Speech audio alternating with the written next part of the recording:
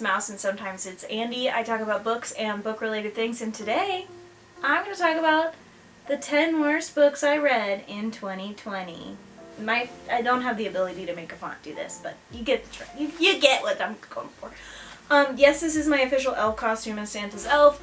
I will also be drinking during this video because I need to talk about some of these books because they caused me deep pain.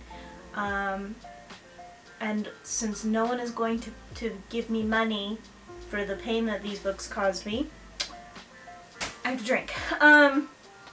Let's get started. Disclaimer, first and foremost, these are my opinions about books.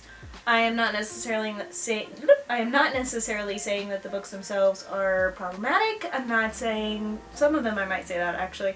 But these are all my opinions.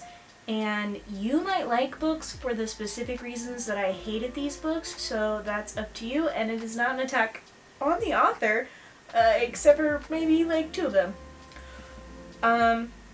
Yeah, let's get started. The first one is going to be the entire Chronicles of Amber series. All 10 of them. They are written by Roger Zelazny. I only read 10 of them, let me make that clear. That is the first book series that I read for my #DadBooks. I do have a video where my dad and I talked about those books, and let's just say women only serve but one purpose, and that one purpose is sex, and also there's incest, so like, yikes, you know, just, yikes. The next book on our list is The Secret History, I know, by Donna Tartt. First off, she's not a good person, y'all. Y'all are always like, yay, The Secret History, but like, from what I know about Donna Tartt, she's not a great human being. I think I got a total of 5% into this book before I DNF'd it. It is the first ever book that I ever DNF'd. Ever. It was the most boring book I've ever laid hands on, and I read a book about nutrition science, so that book is more interesting than The Secret History. He's like, boo-hoo, privilege. It's just a lot of flexing about being rich. It just was so boring. It was the most boring book I've ever read. It never got interesting. I don't care how any of you feel about the book because it sucks, so. The next book is The Wives by Taryn Fisher, maybe? Question mark? I didn't write any of these authors down because of how much I dislike the books. The Wives is a thriller that came out like this year, and I got it from Book of the Month, and I sold it almost immediately after finishing it to my brother's ex-girlfriend, I think. And I really thought that it was going to be like polyamorous thriller vibes. But it was man manipulates woman's mental illness vibes. That book sucked. It sucked. It was so bad. I had figured it all out by the end, and I was just like, I'm over this. I hate this. I want this to end. Please end my suffering. And then when I ended the book, I was like, great. Terrible book. Awful book. 0 out of 10. Did not like it. The next book, and none of you will be surprised by this. Can you guess? I'm going to give you a minute to guess.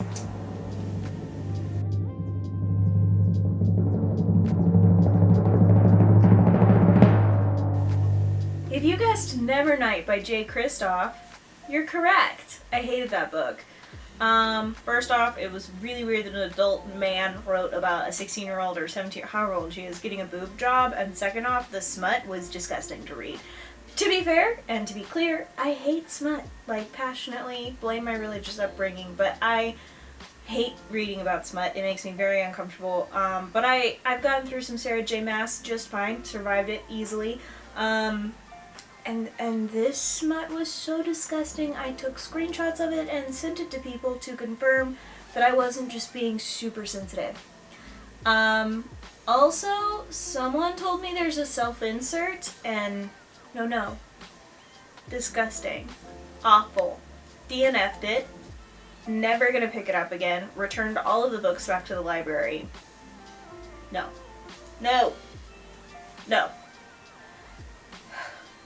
The next book is The Knockout Queen. I don't remember who wrote this. Maybe editing me will Google it and put it somewhere. And it is a coming-of-age contemporary book. We all know I don't like contemporary books. And it is mostly told from the perspective of a gay male teen as he ages up. First problem is that a straight white woman wrote it, and that was weird. Second problem is that none of the characters experience any growth. No growth. Not even a little bit. And I know that's pretty realistic because I know some people that from high school also didn't grow at all as adults and are still, I don't know, terrible. But,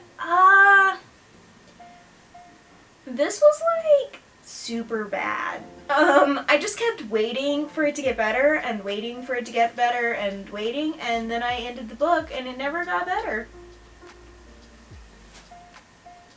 So there's that. The next book is, the 6th book on the list, is The Salt in Our Blood by Ava Morgan.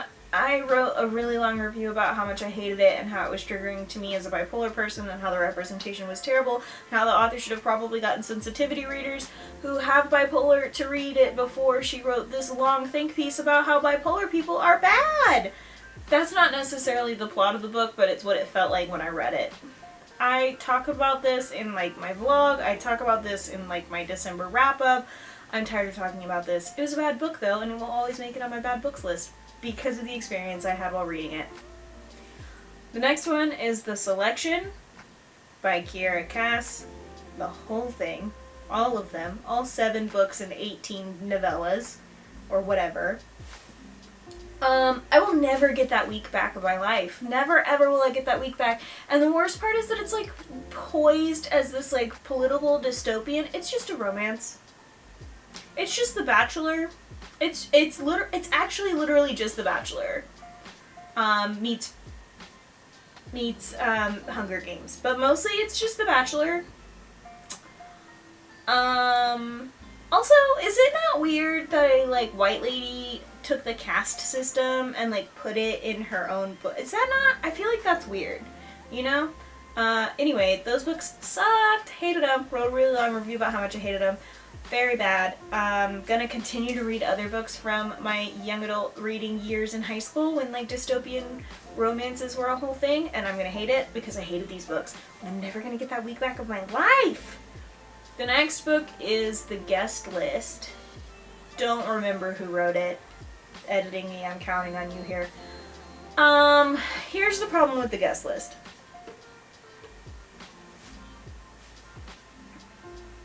You don't know who's dead till the last 75% of the book.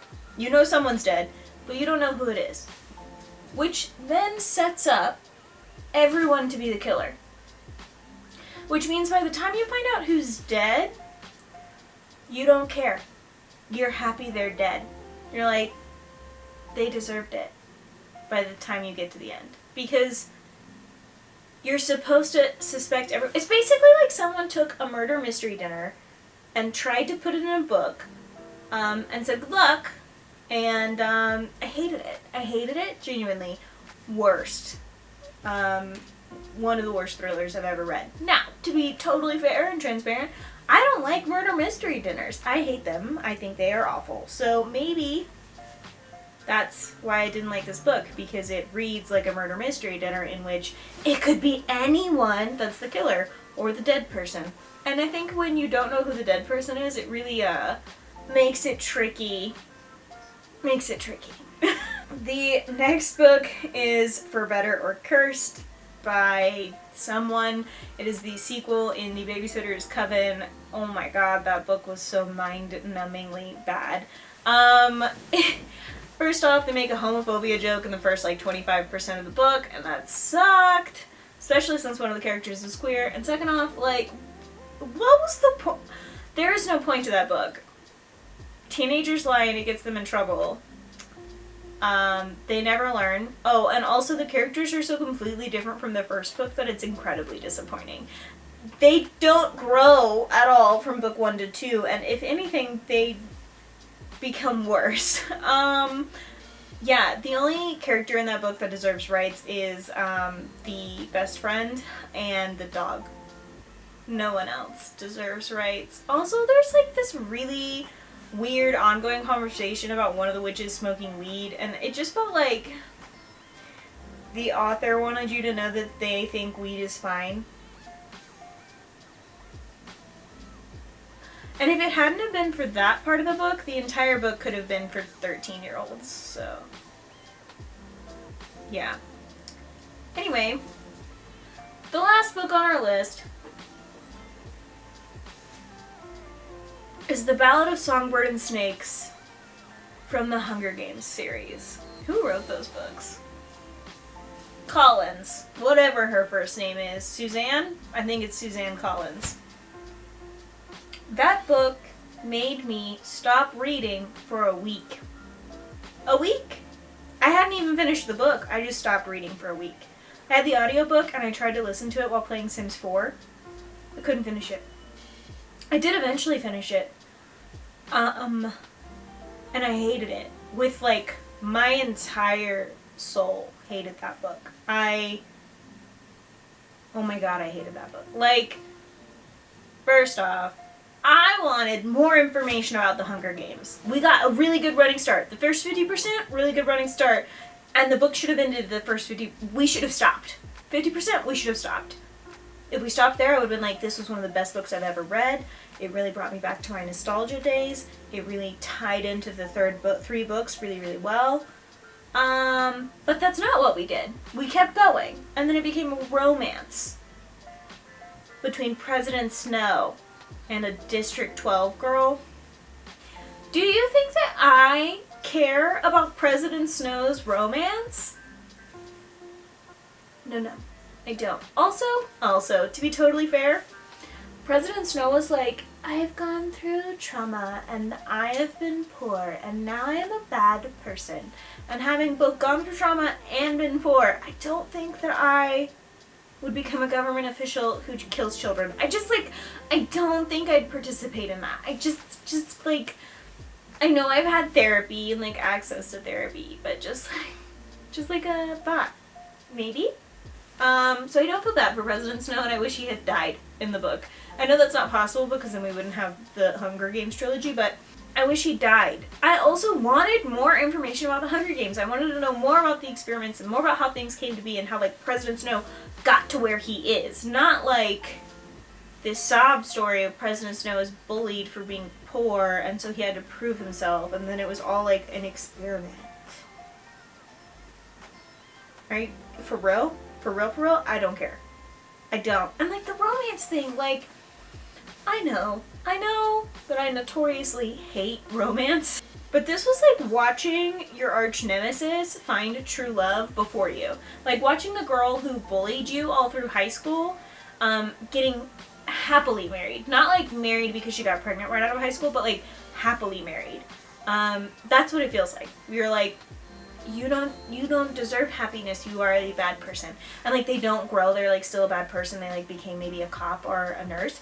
That's what this book felt like. It felt like that experience. If you weren't bullied in high school, you probably don't know what I'm talking about, but I was bullied heavily in high school, and so, yeah. Anyway, I could keep talking about how disappointing that book was, but because The Hunger Games was such an integral part of my teen years, to watch, like, the high school bully get a pity story and romance was just, like, felt like a big fuck you to me, you know? Those are the 10 worst books I read in 2020.